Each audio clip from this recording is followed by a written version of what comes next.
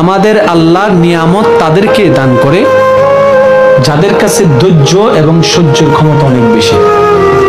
না হয় একটু কল্পনা করেন, যেই নবী আঙ্গুলের ইশারা দেওয়ার কারণে রব্বে করিম আসমানের চাঁদকে দুই ভাগ করে দিয়েছে, যেই নবী একটা হুকুম দেওয়ার কারণে রব্বে করিম ডুবন্ত সূর্যকে আবার উল্টা ফিরে এনে দিয়েছেন, সেই নবীকে আল্লাহ এত পাওয়ার এত ক্ষমতা দান করার পরও সেই নবী ক্ষুধার যন্ত্রণায় কষ্ট পাবে, এটা তো মিলে না। সেই নবীকে কাফেররা হুমকি দিবে, এটা তো মিলে না। সেই নবীকে আঘাত করবে কাফেররা, এটা তো মেনে নেওয়া যায় না। ব্যাপারটা কি শুনেন, সত্যিকার শক্তিশালী পাওয়ারফুল তারাই যার কাছে ক্ষমতা থাকার পরও ক্ষমতা দেখায় না। সুবহানাল্লাহ জোরে বলেন না।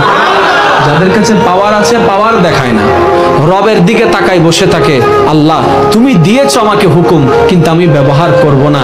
আমি চাই আমার প্রতিটা কাজ তোমার রহমতের মাধ্যমে হোক, তোমার রহমতের মাধ্যমে হোক। তুমি আমাকে দয়া করবা, তোমার দয়া আসা পর্যন্ত আমি ধৈর্য ধারণ করবো। বলেন